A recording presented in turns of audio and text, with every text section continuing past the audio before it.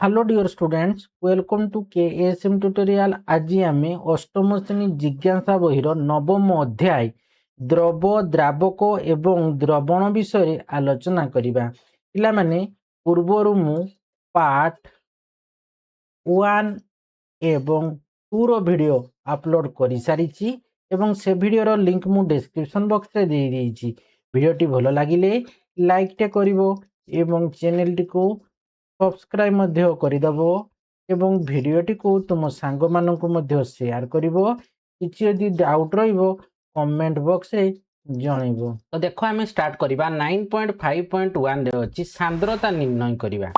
तो देखो कौन सी वस्तुर सांद्रता यार वस्तुत्व एवं आयतन मापी निर्णय करा जाई परिबो। तो गोटे कौन सी वस्तुर जे कौन सी वस्तुर सांद्रता यार कौन ना वस्तुत्व एवं आयतन तार बसे वस्तुर वस्तुत्व केते एवं तार आयतन मापी कि आमे गोटे वस्तुर कौन करि परिबा ना सांद्रता निर्णय करि परिबा। तो देखो वस्तुत्व को पुणी किपरि मापिबा ना तुमे पूर्व श्रेणी रे वस्तुत्व विषय जानिचो। वस्तुत्व बा जोटा इंग्लिश रे कहउचे मास होउची जे कौन सी वस्तुरे थिबा पदार्थर परिमाण है वस्तुत्व माप करने व्यवहृत उपकरण को निकिति कह जाए। तो आम गोटे वस्तुर वस्तुत्व किपर मापी था ना निकिति द्वारा मापी था। तेणु वस्तुत्व माप करने व्यवहृत उपकरण टाक आम निकिति बा ओजन जो वेट मेसीन टाक जाऊ आम निकिति है कि आम वस्तुत्व मापी दऊ केते ओजन अच्छी केते केजी अच्छी केते ग्राम अच्छी आम जापर कि निकिति साहाय्य तुलना मैंने निकिति साहाय्य मापिकी कहीदे पार्टा कि वस्तुर वस्तुत्व केते। तो तुम्हें दोकानी मान द्वारा विभिन्न प्रकार निकिति बा तराजू व्यवहार करा निश्चय देखिथिबो। एठारे आमे वस्तुत्व माप करिबा पई एक डिजिटल ओजन मापक निकिति बा डिजिटल वेनिंग मेसिन है कि वेटिंग मेसिन माने ओजन डिजिटल है कि कोन एटा आमे कोन कहउचे ना डिजिटल ओजन मापक निकिति है कि तो सेटा को व्यवहार करूचे। तो तुम्हें बलर अन्वेषण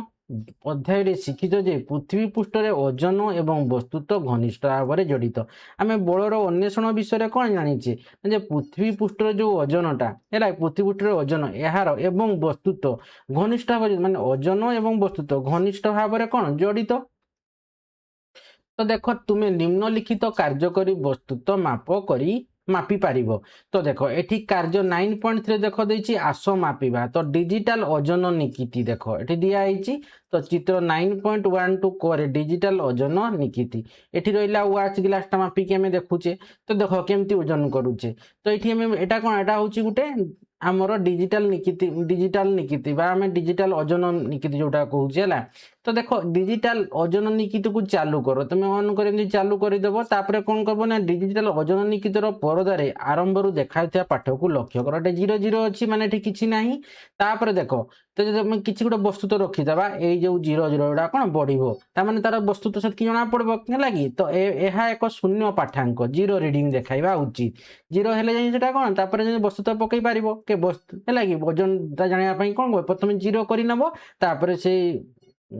वस्तुटा को तुम्हें पकड़े तार केते ओजन अच्छी तुम्हें जापर। तो देख यह एक शून्य पाठांक देखा उचित जदि देखा ना तेबे आमको पासंग दे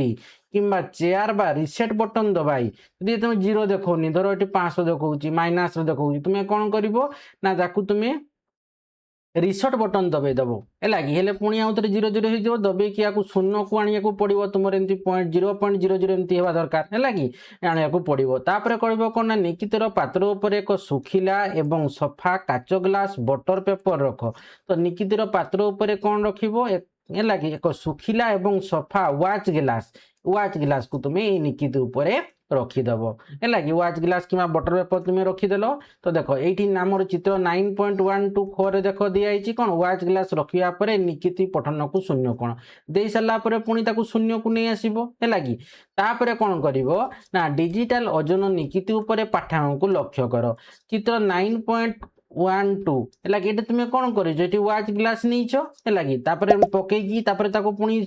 ମାନେ ମାନେ ଦବେଇକି ତାକୁ ଆମେ କ'ଣ କରିବ ମାନେ ଏଇ ଯେଉଁ ବଟନ୍ ଗୁଡ଼ାକ ଦବେଇକିରି ହେଲା ତୁମେ ରିସେଟ୍ ବଟନ୍ ଦବେଇକି ତାକୁ କ'ଣ କରିବ ନା ଏଇଟାକୁ 0.00 ଆଣିବ। ତାମାନେ ଏଇଟା ତୁମେ କ'ଣ କରିଛ ତାର ଉପରେ ତୁମେ ଏଇଟା ତୁମର ୱାଚ୍ ଗ୍ଲାସ୍ଟା ଏ ୱାଚ୍ ଗ୍ଲାସ୍ଟାକୁ ତୁମେ ଏଠି ଓଜନର ମାପିଛ ତାମାନେ ତାପରେ ଯାହା ଜିନିଷ ରଖିବ ସେଇଟା ତାର ଓଜନ ହେବ ହେଲା କି ତେଣୁ ୱାଚ୍ ଗ୍ଲାସ୍ଟା ନେଇଛ ତ ଏଠି ୱାଚ୍ ଗ୍ଲାସ୍ ପକେଇକି ଆମେ 0.00କୁ ମାନେ ନିକିତର ଯେଉଁ ପାଠାଙ୍କ ଶୂନକୁ ଆମେ ନେଇ ଆସିଲେ ହେଲା କି ତ ଚିତ୍ର 9.12 ଖରେ ଦେଖାଯାଇଥିବା ଭଳି ପାସଙ୍ଗ ଦେଇ କିମ୍ବା ରିସେଟ୍ ବଟନ୍ ଦବାଇ ଡିଜିଟାଲ ନିୟୋଜନ ନିକିତିର ପାଠଙ୍କୁ ଶୂନ୍ୟକୁ ଆଣ। ତାପରେ କହିଛି କ'ଣ ନା ବର୍ତ୍ତମାନ କଠିନ ବସ୍ତୁ ଯେପରିକି ଏକ ପଥରକୁ ସତର୍କତା ସହିତ ୱାଚ୍ ଗ୍ଲାସ୍ ଉପରେ ରଖ। ତାପରେ ଆମେ କ'ଣ କରିବା ଏଠି ପଥର ଖଣ୍ଡ ବା ଗୋଟେ କଠିନ ବସ୍ତୁ ଯାହା ନେବ ସେ ୱାଚ୍ ଗ୍ଲାସ୍ ଉପରେ ରଖିବ। ତ ଦେଖ ଏଇଠି ଦେଖ ନିକିତିରେ ଦେଖ କହିଛି ନା ଦେଖାଯାଉଥିବା ପଠନକୁ ଲକ୍ଷ୍ୟ କର ଯାହା ପଥରର ବସ୍ତୁ ଦେଖାଇଥାଏ ଧରାଯାଉ ଏଠି ଦେଖ 16.400 ଅଛି ତାମାନେ ଏଠି କେତେ ଅଛି ସେ ତାର 16 କିଲୋ 400 ଗ୍ରାମ 16 କେଜି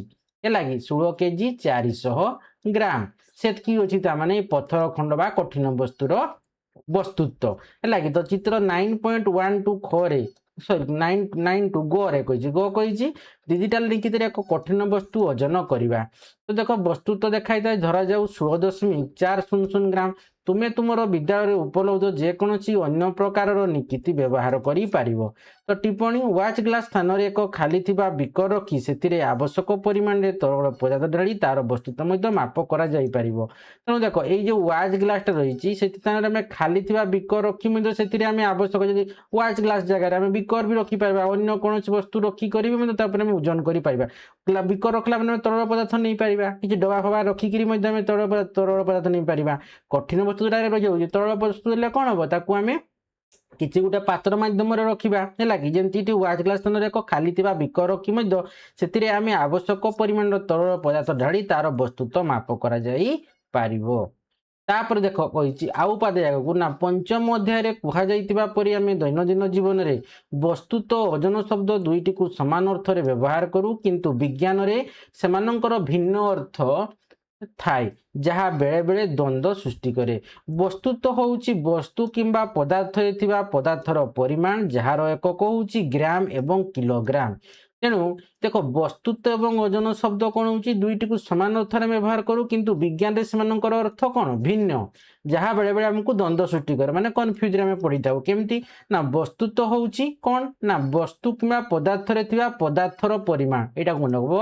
ବସ୍ତୁତ୍ୱଟା ହେଉଛି ଗୋଟେ ହେଉଛି ବସ୍ତୁ କିମ୍ବା ପଦାର୍ଥରେ ଥିବା ପଦାର୍ଥର ପରିମାଣ ଯାହାର ଏକକ ହେଉଛି ଗ୍ରାମ ଏବଂ କିଲୋଗ୍ରାମ କେଜି। ଓଜନଟା କ'ଣ ନା ଓଜନ ହେଉଛି ଏକ ପ୍ରକାର ବଳ ଯାହା ଦ୍ୱାରା ପୃଥିବୀ ବସ୍ତୁ କିମ୍ବା ପଦାର୍ଥକୁ ନିଜ ଆଡ଼କୁ ଆକର୍ଷିତ କରେ ଏବଂ ଏହାକୁ ନ୍ୟୁଟନ ବା ଆମର କ'ଣ କ୍ୟାପିଟାଲ ଏନ୍ ଅକ୍ଷର ଦ୍ୱାରା ମାପ କରାଯାଇଥାଏ।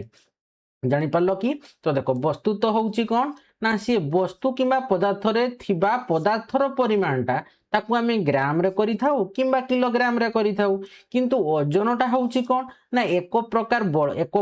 ଯାହା ଦ୍ୱାରା କ'ଣ ହେଉଛି ନା ପୃଥିବୀ ବସ୍ତୁ କିମ୍ବା ପଦାର୍ଥକୁ ନିଜ ଆଡ଼କୁ ସେ ଆକର୍ଷିତ କରେ ଏହାକୁ ଆମେ ନ୍ୟୁଟନ ବା କ୍ୟାପିଟାଲ ଏନ୍ରେ ମାପା ଯାଇଥାଉ। ତେଣୁ ଦୁଇ ପାତ୍ରୀୟ ନିକିତି ବା ଟୁ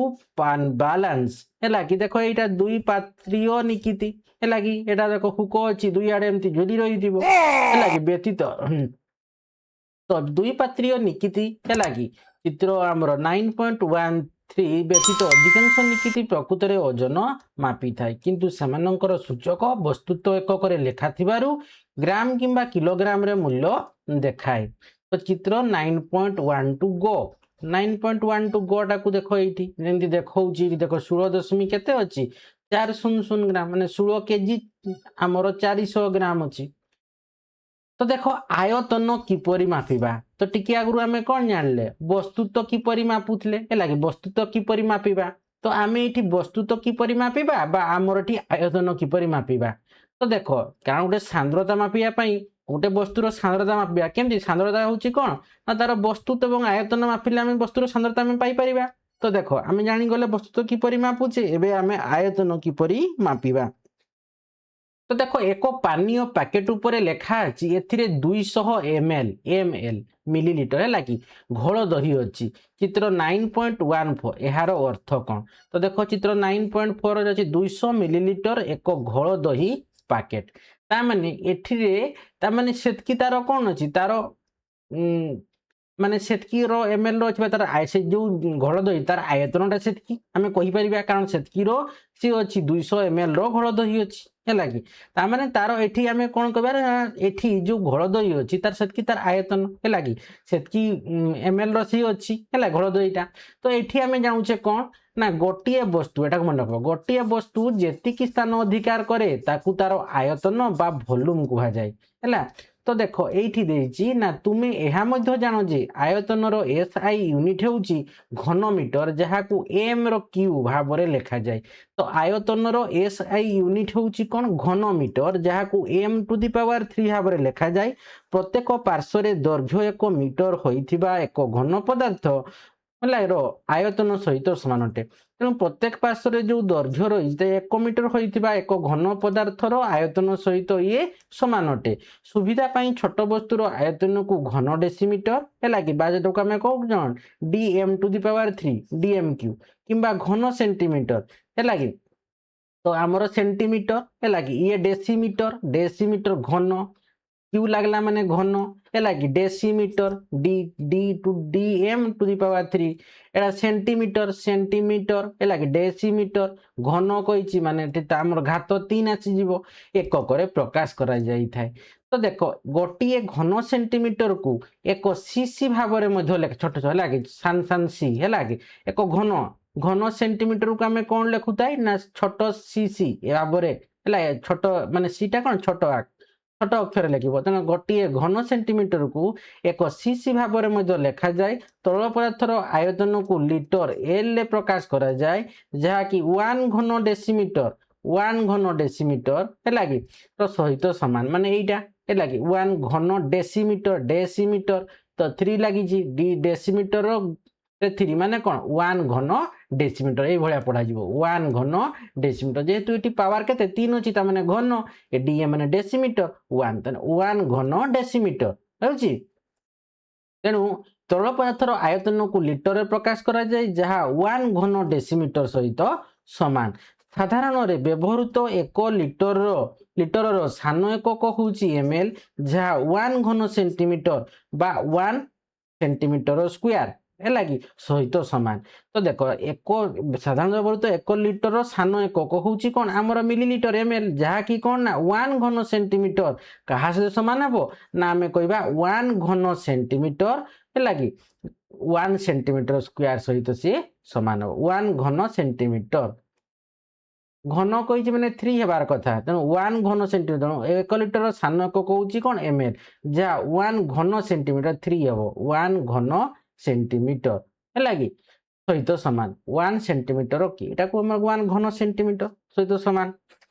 तरल पदार्थर आयतन मापिबा पई देख कही ना तरल पदार्थर आयतन मापिबा व्यवहृत होउतिबा उपकरण गुड़िक मध्य गोटे होउची मापक सिलिंडर, जोटा को आम कहूचे कौन मेजरिंग सिलिंडर। तो यहाँ देख एगुड़ाक देख लिखाई देखी ये 20 सॉरी ये केते अछि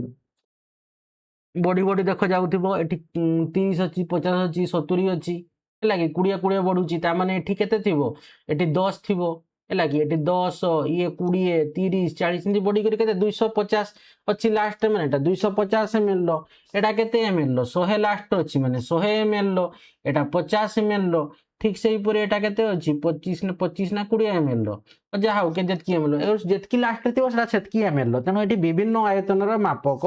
सिलिंडर है कि तो यह एक सरू है कि तेणु कही तरल पदार्थर आयतन मापिबा पई व्यवहृत होउतिबा उपकरण गुड़िक मध्य गोटे होउची मापक सिलिंडर। यह एक सरू स्वच्छ एवं सिलिंडर आकृतिर पात्र जार गोटे पार्श्व खोला थाए। ये ऊपर पाटा खोला थी यहाँ खोला अच्छी कि ना यहाँ खोला अच्छी देख एवं अन्य पार्श्व बंद ये पार्श्वटा बंद थी ना तो से सब पड़ज कि नहीं तरल जो लिक्विड आम तरल पदार्थ कारण तरल पदार्थर आयतन मापिबा यहाँ को आम मेजरिंग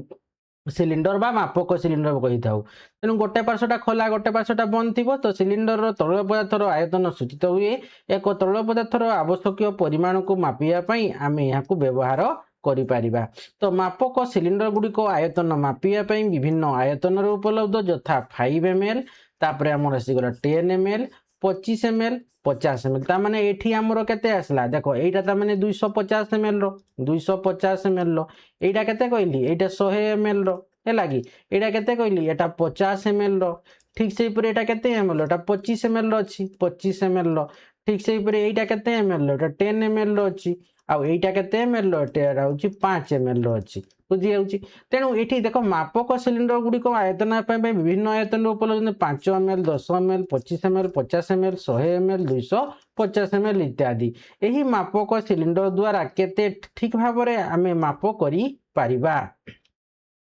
तो देखो आस जानिबा कार्य 9.4 रे देखो अछि आस आमे पर्यवेक्षण करिबा एवं गणना करिबा। तो तुमे विज्ञान रे थिबा बा घरे विज्ञानगार रे बा घरे थर्मोमीटर देखिथिबो एहा सहजरे तापमात्रा मापक एक थर्मोमीटर सहजरे आमे कोन विज्ञानगार जो थर्मोमीटर अछि बा घरे जो थर्मोमीटर तापमात्रा मापुचे तो एहार सर्वनिम्न पाठन को किपर निर्धारण करा जाय ताहा शिक्षक को पचारि बुझो आमे एक मापक सिलिंडर क्षेत्र रे ए चिन्ह गुडी को देखि तळ पदार्थर आयतन माप करि परिबा। तो तुमे देखिथिबो थर्मोमीटर है लागी तो देखिथिबो एटी 0 रु एमती बडी 0 रु एमती बडी हेथिबो तो जेतकी रे थिबो है लागी ता माने जे जो चिन्हडा थिबो तने सेतकी तुमरो तापमात्रा। तो देखो एठी देखो तुमरो अछि कोन एठी जो हमर विभिन्न आयतन मापक सिलिंडर मने करे एतकी अछि तुमरो तळ पदार्थर तेल हो किबा जळ हो ता माने तुमरो एतकी ml एटा जेतकी थिबो सेइठु आ मापी नै जिवो सेटा सेतकी ml बुझियला सेतकी ml लो ता माने तार आयतन बा तामरो से जळरा सेतकी परिमाण रे अछि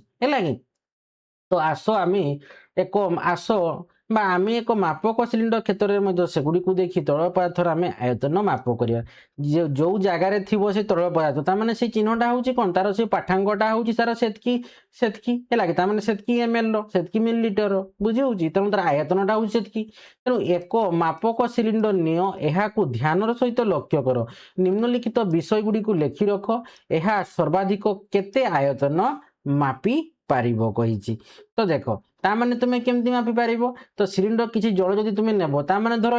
एठी आमे नेबा धरो एठी 50 ml टा 50 ml अछि ता माने एठी एतकी अछि ता माने एटा 50 ml रे सेतिरे कोन अछि जळर ता माने सेतकी तार जळ 50 ml अछि धरो एठी तुमर अछि 50 ए जगह रे ता माने एठी तुमर 50 ml रो जळ रहिछि हैला कि तेनु आमे एठी कोन करले तेबे एठी देखो ना केते आयतन मापी जेतकी बंद तार चिन्ह दु सेतकी हम सर्वाधिक केते आयतन मापी पारिबो ता माने एठी 250 ml अछि 250 जे मापी पारबा हैला कि एठी जेते बड़ तुमरो आयतन माने मापक सिलिंडर टा हेतिबो हम सेतकी मापी पारबा कि नै तेणु मापक सिलिंडर याको ध्यान सहित लक्ष्य करो निम्नलिखित विषय गुडी को लिखि रो सर्वाधिक केते आयतन मापी पारिबो वर्तमान मापक सिलिंडर को माने 9.16 को भल भाव देख कही सिलिंडर को 100 ml भाव चिन्हित करा जायछि तेणु यह 100 ml पर्यंत से माप कर पारबो तुमर मापक सिलिंडर केते ml रो हेछि तुम सेतकी ml ने मापी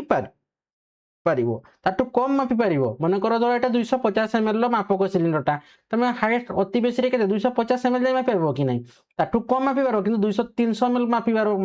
250 ml टा मापी पारबो कि मापी पारबो नै तुमको दुई थर नै थरे तुम 250 ml लेबो पुणी आउ थरे 50 ml लेबो एम्ति करी करी कले करि पारबो डायरेक्ट तुम 300 ml आसी पारबो कि आसी पारबो नै तेणु देखो 100 ml भाव चिन्हित गोटे आमर मापक सिलिंडर अछि ता माने से 100 ml पर्यंत माप करी पारिबो देखो कोउडा एइटा एइटी देखो दिया हेछि एटी 100 ml रो माप सिलिंडर एतकी जाई अछि ता माने ई एटी कोन 100 ml जे एतकी रे हला माने से 100 ml अछि हैला कि तुम थरे हमें 100 ml जे मापी पारिबा बुझी होछि तेणु यह सर्वनिम्न केते आयतन मापी पारिबो मापक सिलिंडर जतकी थिबो मन कर देखो एटी 100 ml टारे लास्ट केते अछि 10 ml अछि ता माने हमें 10 ml जे मापी पारिबा तो 10 रु 100 ml तो अति सर्वनिम्न हमें केते 10 ml हमें मापी पारिबा हैला चिन्हता जोठी अछि। तो देखो प्रत्येक दुईटी बड़ चिन्ह मध्य उदाहरण स्वरूप 10 ml और 20 ml मध्य आयतन पार्थक्य केते सूचित होछि तामाने वियोग करदेव 20 ml रु तुमे 10 ml वियोग करदेला माने आउ केते रहिला 10 ml कि नै तामाने एठी हमें कहि पारा तामाने ए जो 10 ml टा हैला कि 10 ml टा हमें कहि पारबा कोन ना एठी होछि तारो एटा होछि प्रारंभिक आयतन ताकू हमें कहि पारबा आ 20 ml ताकू हमें कहि पारबा कोन ना अंतिम आयतन ता माने अंतिम आयतन रु जदि हमें प्रारंभिक आयतन को माइनस कर देबा तो सेटा हमें मिली जिवो केतकी आयतन ता माने सेटा हमें मिली जिवो कोन विस्थापित जलर आयतन ता माने 10 ml टी अछि विस्थापित जलर आयतन एम्ति करि पारबा हैला कि तो देखो दुईटी बड़ चिन्ह मध्य केतोटी छोट विभाजन होउची तो देखो दुईटी बड़ चिन्ह देखो ये दुईटी बड़ चिन्ह किए अच्छी धर ये आमर 90 अच्छी ये आमर 100 90 आउ 100 100 ml 90 ml केते अछि देखो 1 1 2 3 4 5 10 टी अछि तो व्यवधान केते रही 10 टी रही कि नहीं ता माने एठी कहिछि देखो ता माने प्रत्येक ml का केते हेबो जदि 10 ml डिफरेंस 90 आउ 100 10 ml डिफरेंस होछि कि नहीं ता माने आमे 10 हे लागी 100 रु आमे 90 बियोग करले केते 10 अछि 10 हरण 10 ता माने गोटे प्रत्येक ml एटा गोटे गोटे ml ता माने एठी प्रत्येक ml केते ये गोटे ml ये गोटे ml ता माने एठी 90 माने 91 92 93 94 95 96 97 98 99 100 बुझियला तेनु प्रत्येक गोटे गोटे गार होउची कोन गोटे गोटे ml तो देखो मापक सिलिंडर रे मापी होउथिबा सबुठारु क्षुद्रतम आयतन होउची रे तो देखो आमर जो मापक सिलिंडर जे मापी सब क्षुद्रतम आयतन केते हेबो जतकी लास्ट रे थिबो सेटा होउची समर क्षुद्रतम आयतन तो देखो चित्र 9.16 रे देखाइता मापक सिलिंडर पई 10 ml एवं 20 ml मध्ये थिबा 40 ml एवं 50 ml मध्ये सूचित आयतन पार्थक्य होउची 10 ml किम देखो 50 ml अछि ता माने 50 ml टा होउची हमर कोन ना हमर अंतिम आयतन आ 40 ml टा होउची ना प्रारंभिक आयतन ता माने हमें अंतिम आयतन रु प्रारंभिक आयतन यदि वियोग करि जेबा तेबे हमें पाई जिबा तार आयतन रे पार्थक्य केते ना सूचित 50 ml रु हमें 50 ml हैला कि वियोग 40 ml करि दबा तो एठी हमर केते आसला 10 ml आसला कि नै ता माने 10 ml टा होउची हमर कोन ना आयतन पार्थक्य होउची 10 ml तो एही चिन्ह गुडी मध्य विभाजन संख्या होउची 10 तेणु गोटे छोट विभाजन माने 10 हरण 10 होउची केते 1 ml मापी पारिबा आमे तबे केते गोटे माने गोटे गोटे गारवा केते 1 ml करी ता माने देखो एठी अछि ता माने एठी 10 अछि ता माने एठी कोन हबो 10 तळे तो नाही किछि हैला कि ता माने एठी गोटे ml माने एठी जदि रहइबो 11 ml कहबा दुईटा गार ऊपर रहइबो माने 12 ml कहबा एटा बुझि होउची एटा हले 15 ml प्रत्येक गोटे गोटे गार गोटे गोटे ml तेणु एठू आम जानले कौन ना अर्थात यही मापक सिलिंडर मापी पारुथिबा आयतन सब छोट मूल्य होउची कौन ना 1 ml तेणु एठी आम लिखि पारबा मापक सिलिंडर सबुठारु क्षुद्रतम आयतन केते हेबो तेबे मापकटा होउची हमर 1 ml हेबो 1 ml एक मापक सिलिंडर माप करि पारुथिबा सर्वनिम्न आयतन यार धारण क्षमता पर निर्भर करे तेणु गोटे मापक सिलिंडर मापी पारुथिबा आयतन सब छोट मूल्य एककटा केते 1 ml एवं मापक सिलिंडर माप करि पारुथिबा सर्वनिम्न आयतन यार धारण क्षमता पर से निर्भर करे साधारणतः 10 ml एवं 25 ml क्षमता विशिष्ट छोट मापक सिलिंडर यह केते हेबो ना 0.1 हेबो यदि हम 10 ml नेबा बा 25 ml नेबा तो 10 ml ले केते हेबो गोटे गोटे गारगा 10 0.1 ml हेबो कि नहीं 0. केते हेबो 1 ml हेबो कि पहिना से देखो 10 ml अछि एठी 10 ml अछि ता माने गोटे गोटे गारवा केते एठी देखो एटा हमर केते अछि धरो एटा होछि हमर 10 ml ता माने ए पुराटा केते गोटे गोटे काटे 1 ml हेबो एटा केते अछि 2 ml एति बड़ बड़ गारवा गोटे गोटे ml ता माने एठी के 10 टा गार रहउछि ता माने केते हेबो 0. आमर 0.1 हेबो कि नहीं केते हेबो 0.1 हेबो कारण आमे एठी केते करबा 10 आमर 1 विभक्त 10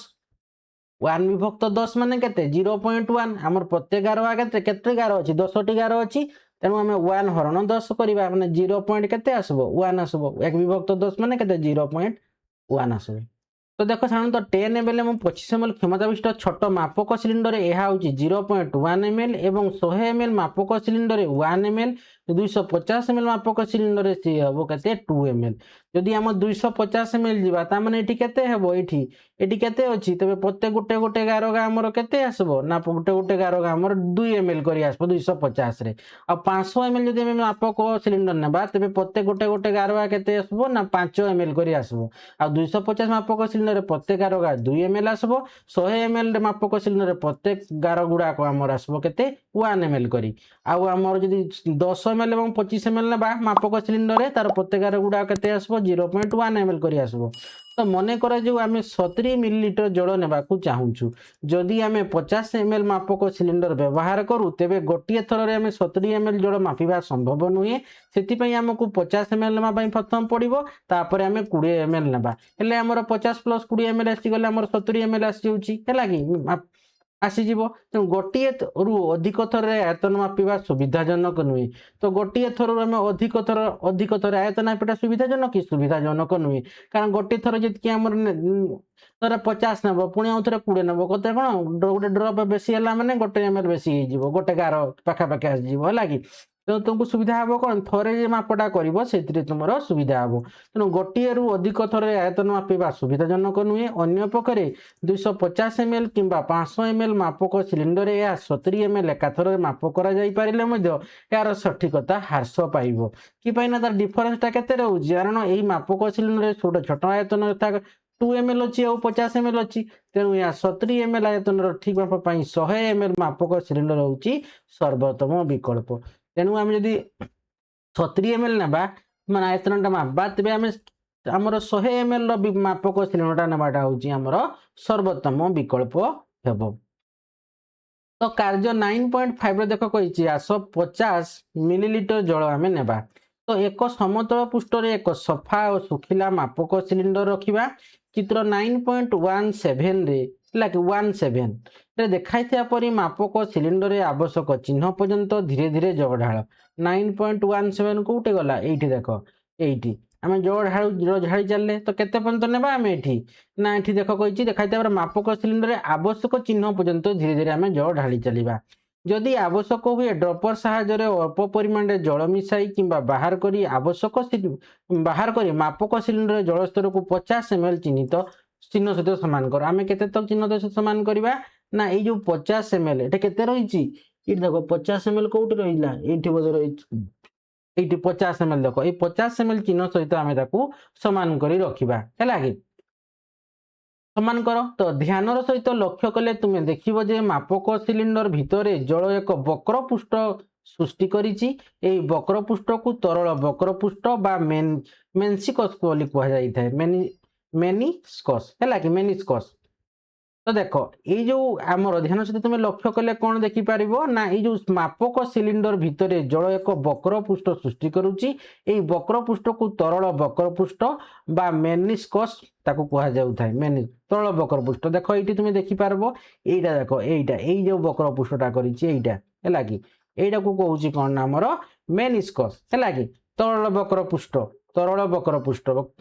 ମେନିସ୍କସ୍ ତା ଓଡ଼ିଆ କ'ଣ? ତରଳ ବକ୍ର ପୃଷ୍ଠ, ତରଳ ବକ୍ର ପୃଷ୍ଠ, ତରଳ ବକ୍ର ପୃଷ୍ଠ ହେଲା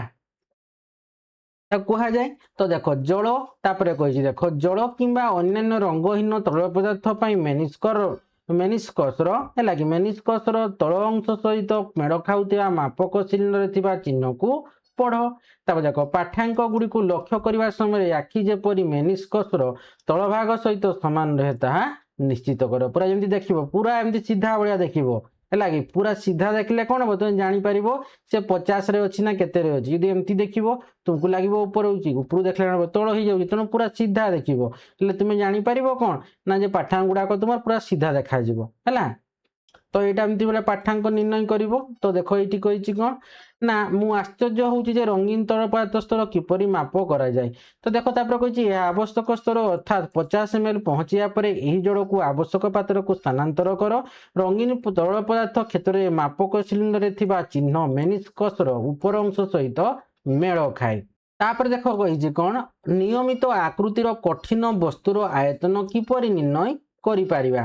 ତ ଦେଖ କହିଛି କାର୍ଯ୍ୟ 9.6କୁ ଯିବ। ଆସ ଗଣନା କରିବା। ନା ଘନାକୃତି ବିଭିନ୍ନ ବସ୍ତୁ ଯେପରିକି ଏକ ନୋଟବୁକ୍ ନେଇପାର, ଜତା ଥିବା ଖଳ ନେଇପାର କିମ୍ବା ଗୋଟେ ଲଡୁଗୋଟି ସଂଗ୍ରହ କର। ତ ଏକ ସ୍କେଲ ବ୍ୟବହାର କରି ବସ୍ତୁ ଗୁଡ଼ିକର ଲମ୍ବଟାକୁ ତୁମେ L ନେବା, ପ୍ରସ୍ଥଟାକୁ ଆମେ W ନେବା ଏବଂ ଉଚ୍ଚତାକୁ ଆମେ H ନେବା। ଲେନ୍ଥ ହେଲା କି? ତାପରେ ଆମର ୱେଟ୍, ତାପରେ ହେଉଛି ଆମର ହାଇଟ୍। ମନେକର ନୋଟବୁକ୍ର ଲମ୍ବଟା ଦେଇଛି କେତେ? 25 ସେଣ୍ଟିମିଟର, ପ୍ରସ୍ଥ ଦେଇଛି କେତେ? 18 ସେଣ୍ଟିମିଟର, ଉଚ୍ଚତା ଦେଇଛି ଆମର 12 ସେଣ୍ଟିମିଟର। ତ ଆମେ ଆୟତନ କେମିତି ବାହାରିବା? ନା ଆମର ଦୈର୍ଘ୍ୟ ଗୁଣନ ପ୍ରସ୍ଥ ଗୁଣନ ଉଚ୍ଚତା ହେଲା, ଲେନ୍ଥ ଗୁଣନ ୱିଡ୍ଥ ଗୁଣନ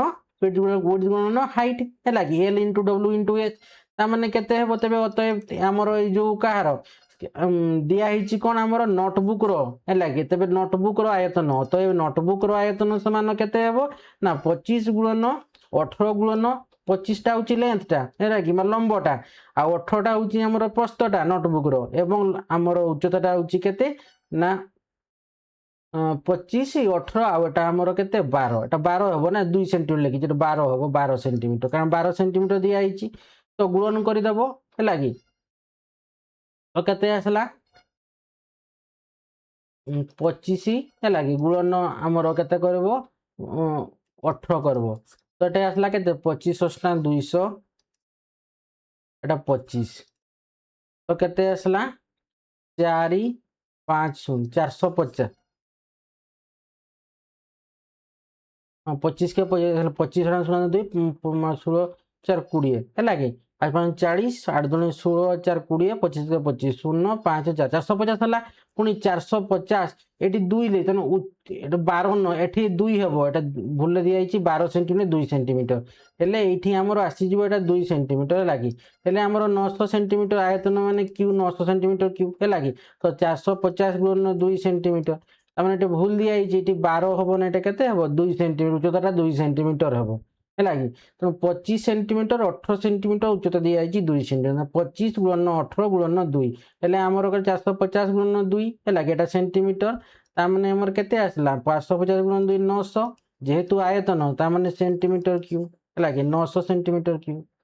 तो यहाँ आसीगला तो आमर के 900 सेंटीमीटर क्यू तो यहाँ टे भूल देती टाइम मिस्टेक उच्चता 12 देती के 2 सेंटीमीटर हम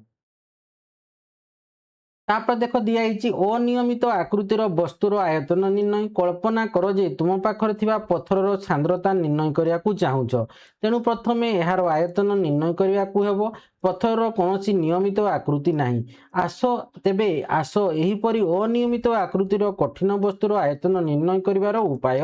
शिखिबा तो देखो एठी दिया देखो कार्य 9.7 देखो दिया आस माप करिबा तुमर चारि पाखरु पत्थर धातु चाबी भली विभिन्न वस्तु संग्रह कर तो कही कौन ना एक मापक सिलिंडर रे तुम इच्छा अनुसार जेकोसी आयतनर जल भर्ती कर जेपरी 50 ml एवं सारणी 9.2 रे प्रारंभिक आयतन लेखि रख एक पत्थर को सूता सहित बांध एवं धीरे धीरे मापक सिलिंडर भीतर को ओल्लै दियो तो आम कौन करवा ना जेकोसी आयतन जल आम भर्ती करवा 50 ml एवं सारणी 9.2 रे ताकू आम प्रारंभिक आयतन लिखिकी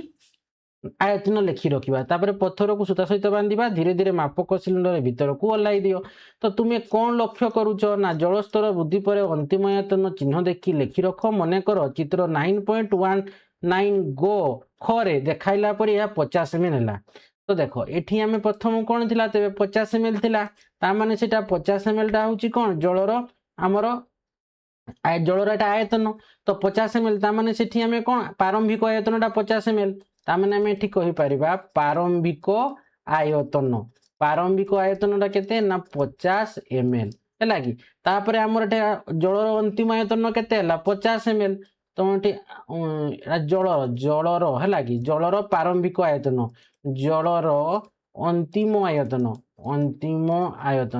केते हला ना आमर 50 थिला एटी 55 हेगला केते हला 55 ml तामाने एटी केते बढ़ला 5 बढ़ला कि नहीं तो ये देख देछि 5 ml बढ़ला विस्तारित जलर आयतन केते हला तो देखो वस्तु को मापक सिलिंडर रखिया पर अंतिम आयतन प्रारंभिक आयतन वियोग कर वियोग कले तामाने 55 ml टू आम 50 ml वियोग कले 5 ml आसीगला है यह हूँ वस्तुर आयतन तार 5 ml टा हूँ कौन वस्तुर आयतन सारणी 9.2 रे तुम पर्यवेक्षण गुड़ी को लेखि रख कही है तो आम ये पर्यवेक्षण गुड़ी को आम लेखि रखीदे तो ये प्रथम आम कौन नहीं पत्थरटा बांधिकी पकईचे तो सेटा तो देदेछि तो सारणी 9.2 अनियमित कठिन आयतन क्रम संख्या वस्तु मापक सिलिंडर जलर प्रारंभिक आयतन ml कर दिखाई मापक सिलिंडर जलर आयतन ml कर दिखाई मापक सिलिंडर विस्थापित जलर आयतन ml कर दी वस्तुर आयतन सेंटीमीटर क्यूब मैंने पत्थरटा पकईले तो 50 ml है कि तो 50 ml थिला जिते आम कौन कले पत्थर जिते न पकईचे है जलर प्रारंभिक आयतन एतकी थिला जिते जलर पत्थरटा पकईदे 55 ml होगला ताने मापक सिलिंडर विस्थापित जलर आयतन केते बढ़ला 55 ml 50 ml वियोग करदे मैंने 5 ml बढ़ला ताने वस्तुर आयतन केते हेबो वस्तुर आयतन 5 सेंटीमीटर क्यूब हेबो हैला तापर धर चाबी रिंग टा पुणी कही देख 2 रे चाबी रिंग अछि ना तो चाबी रिंग टा देख एठे अछि तो एठी धर आमर से मापक सिलिंडर जलर प्रारंभिक आयतन धर एटे 50 ml कारण एठी चाबी रिंग पका ही नहीं है कि 50 ml तो मापक सिलिंडर जलर आयतन तेबे केते हेबो धर चाबी रिंग टा पकईला परे जलर अंतिम आयतन टा केते ला मन कर 53 ml ला है कि 53 ml है तो केते बढ़ला 53 ml रु 50 ml माइनस करदे तो आमर केते बढ़ला 3 ml बढ़ला 3 ml ता माने वस्तुर आयतन केते हेबो 3 सेंटीमीटर क्यूब हो 3 सेंटीमीटर क्यूब हो है कि तापर कहिछि अन्य कोनोसी वस्तु कहिछि तोर अन्य कोनोसी वस्तु भितर तुमे जे कोनोसी गुटे वस्तु नै जीवो है जे जे कोनोसी वस्तु तो धर से वस्तुरा न पकेइलो धर 50 ml अछि है कि तो धर तुमे एठी चाबी रिंग पकेइछ ना एठी आउ गुटे किछि वस्तु गुटे रबर हो कि जहा गुटे तुमे पकेइ दबो है कि गुटे कॉइन हो पकेइ दबो तो एठी धर अन्य जे कोनोसी वस्तु तुमे नेबो है कि जेमति से परीक्षा नळी भितर पसुतिबो है कि तो 50 ml अछि तो जलटा है कि मापक सिलिंडर जलर प्रारंभिक आयतन 50 ml अछि तो तुमे से वस्तुटा को तुमे मापक सिलिंडर रे तुमे पकेइबो तो धरटा केते बढ़ला धर एठी 52 ml हे गला है कि ता माने एठी केते बढ़ला आयतनटा विस्तार जलर आयतनटा केते हला ना 52 ml रु 50 ml वियोग करि दबा ता माने केते हेबो 2 ml आमे एठी कोन करले 52 ml रु आमे 50 ml वियोग करूचे तो एठी हमर 2 ml बढ़ुची कि नै 2 ml बढ़ुची है कि तो ता माने वस्तुर आयतन जे 2 ml ला माने 2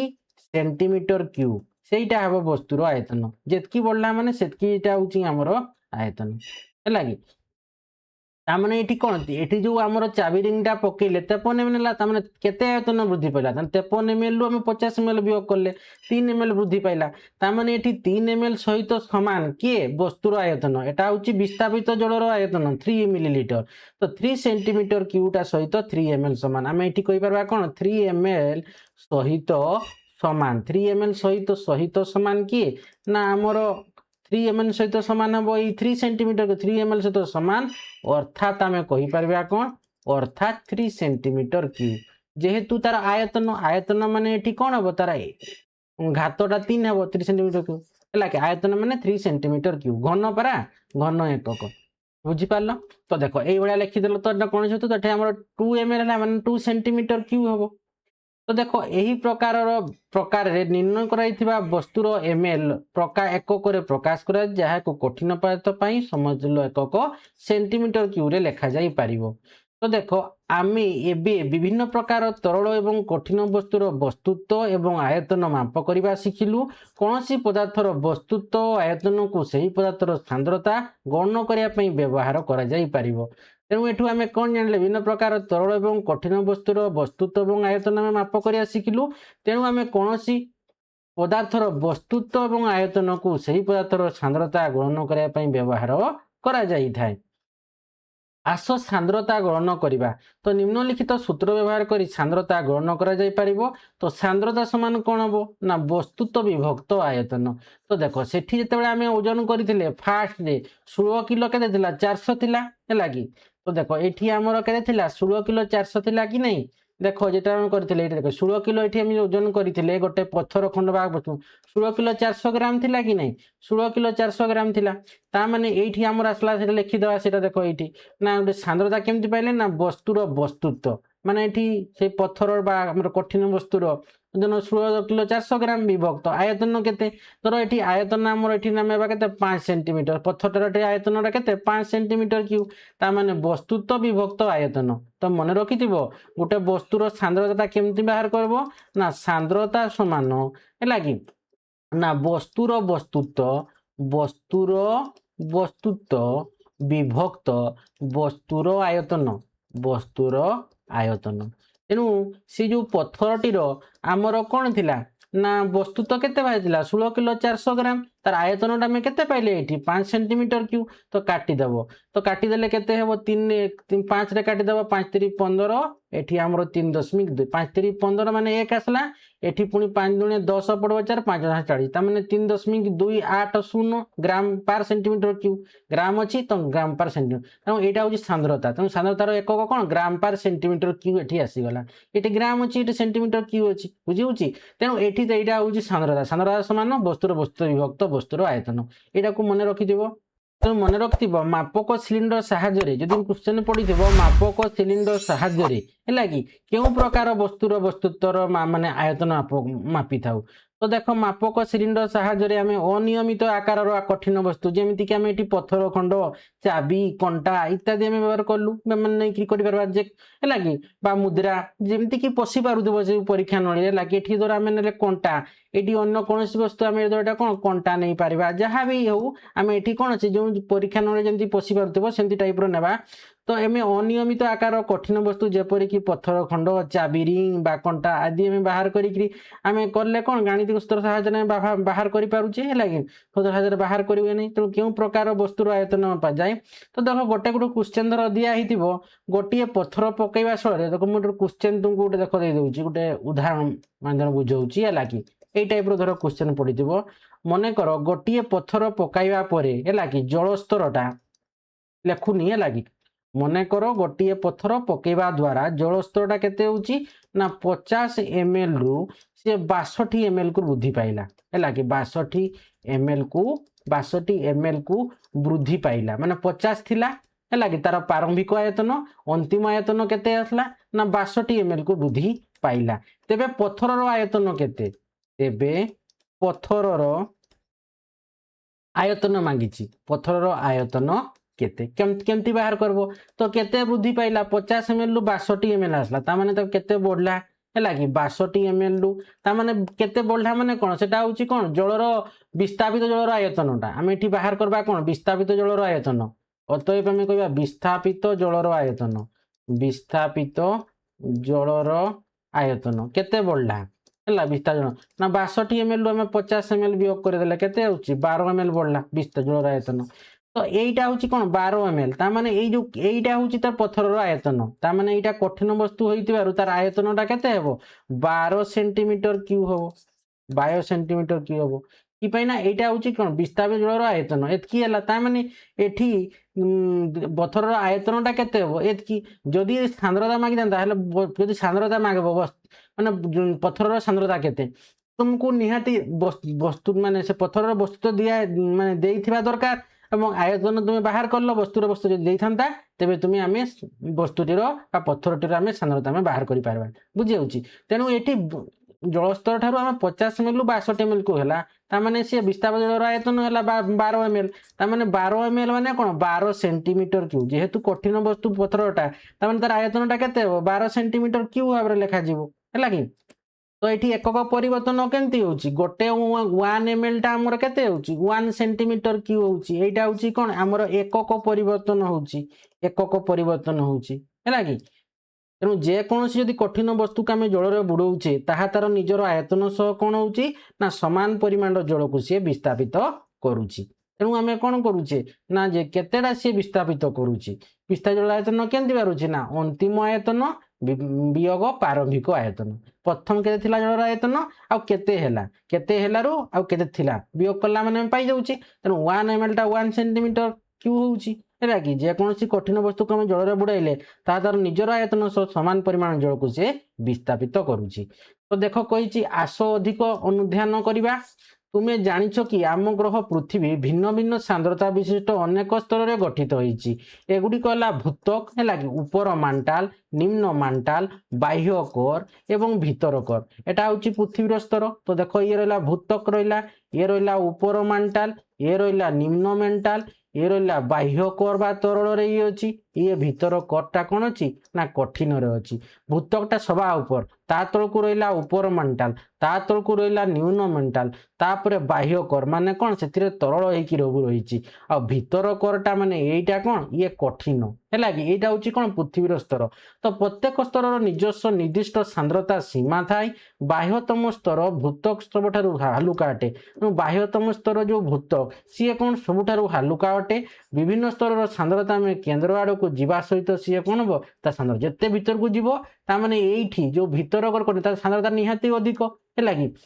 जेते आम केन्द्र आड़ को जीवा भूतक ऊपर मेंटाल सांद्रता बेसी ऊपर मेंटाल निम्न मेंटाल सांद्रता बेसी निम्न मेंटाल बाह्य कर सांद्रता बेसी जिते भीतर को जीवा माने केन्द्र आड़ को जीवा तार सांद्रता कौन हम वृद्धि पाई पाई चलो तो देख तापर कही कौन ना पृथ्वीर केन्द्र आड़ को जीवा सहित चाप एवं तापमात्रा उभय उल्लेखनीय भाव में वृद्धि पाए जहाँ वस्तुगुड़ी को अधिक भारी एवं घन कराई थाए ତାପରେ ଦେଖ କହିଛି କେବେ ଶୁଣିଛ କି ନା ପ୍ରାଚୀନ କାଳରେ ବଡ଼ ଜାହାଜ ଉଦ୍ଭାବନ ହେବା ପୂର୍ବରୁ ଲୋକମାନେ ନଦୀ ଏବଂ ସମୁଦ୍ରରେ ଯାତ୍ରା କରିବା ପାଇଁ ବାଉଁଶ ଏବଂ କାଠଗଣ୍ଡି ବ୍ୟବହାର କରୁଥିଲେ। ତ ଏମିତି ବ୍ୟବହାର କରୁଥିଲେ ପାଣି ଉପରେ ଭାସୁଥିବା ବାଉଁଶ ଭଳା ହେଲା କି ପୁରା ଏମିତି ଲମ୍ବା ବହୁତ ଗୁଡ଼ାକ ବାଉଁଶ ଗୁଡ଼ାକୁ ସେମାନେ ଏକାଠି ବାନ୍ଧିକି ତାକୁ କ'ଣ କରୁଥିଲେ ବାଉଁଶଟା କ'ଣ ହେବ ସେ ଭାସିବ କି ନାହିଁ ପାଣିରେ। ହଁ ବାଉଁଶ ଭିତରଟା କ'ଣ ଫମ୍ପା ଥାଏ ତେଣୁ ସେ ବହୁତ ଗୁଡ଼ାକ ବନ୍ଧା ହେଇକି ରଖା ହେଇଛି ଫଳରେ ସେ ଲୋକଟା ଗୋଟେ ନେଲେ କ'ଣ ହେବ ସେ ବୁଡ଼ିଯିବ ଲୋକଟା ବେଶୀ ଗୁଡ଼ାକ ବାଉଁଶ ବନ୍ଧା ହେଇଛି ବୋଲି ସିଏ କ'ଣ ହେଉଛି ସେ ଭାସୁଛି ଲୋକଟା ବି କ'ଣ ଠିଆ ହେଇପାରି ରହିଛି। ତ ଦେଖ କହିଛି କ'ଣ ନା ଲୋକମାନେ ନଦୀ ଏବଂ ସମୁଦ୍ରରେ ଯାତ୍ରା କରିବା ପାଇଁ ବାଉଁଶ ଏବଂ କାଠ ଗଣ୍ଡି ବ୍ୟବହାର କରୁଥିଲେ। ବାଉଁଶ ହାଲୁକା ଫମ୍ପା ଏବଂ ପାଣିରେ ସହଜରେ ଭାସୁଥିବା ହେତୁ ଏହାକୁ ବ୍ୟବହାର କରାଯାଉଥିଲା। ମାଛ ଧରିବା ବାଣିଜ୍ୟ କରିବା ଏବଂ ନଦୀ ହ୍ରଦ ପ୍ରଭୃତି ଜଳାଞ୍ଚଳ ମାନେ କ'ଣ ଜଳ ଅଞ୍ଚଳ ହେଲା କି ପାର କରିବା ପାଇଁ ଲୋକମାନେ ବାଉଁଶ ଖଣ୍ଡକୁ ଏକାଠି ବାନ୍ଧି ଭେଳା ଏବଂ ଛୋଟ ଡଙ୍ଗା ତିଆରି କରୁଥିଲେ। ବିଶେଷ କରି ଶକ୍ତ ଗଛରୁ ମିଳୁଥିବା କାଠଗଣ୍ଡି ଗୁଡ଼ିକୁ ଖୋଳି ଡଙ୍ଗା ତିଆରି କରାଯାଉଥିଲା କିମ୍ବା ଭେଳା ଭାବରେ ବ୍ୟବହୃତ ହେଉଥିଲା। ସ୍ଥାନୀୟ ଭାବରେ ଉପଲବ୍ଧ ସାମଗ୍ରୀରେ ତିଆରି ଏହି ସରଳ ଡଙ୍ଗା ଗୁଡ଼ିକ ବିଭିନ୍ନ ସ୍ଥାନକୁ ଯାତାୟାତ ଏବଂ ସଂଯୋଗ କରିବା ଗୁରୁତ୍ୱପୂର୍ଣ୍ଣ ଥିଲା। ଏପରିକି କହିଛି ଦେଖ ଏପରିକି ଆଜି ମଧ୍ୟ ବାଉଁଶ କିମ୍ବା କାଠରେ ତିଆରି ସମାନ ପ୍ରାରମ୍ଭିକ ଡଙ୍ଗା ଉଭୟ ପରିବହନ ଏବଂ ପର୍ଯ୍ୟଟନର ଆକର୍ଷଣ ଭାବରେ କିଛି ଅଞ୍ଚଳରେ ବ୍ୟବହାର କରାହେଉଛି।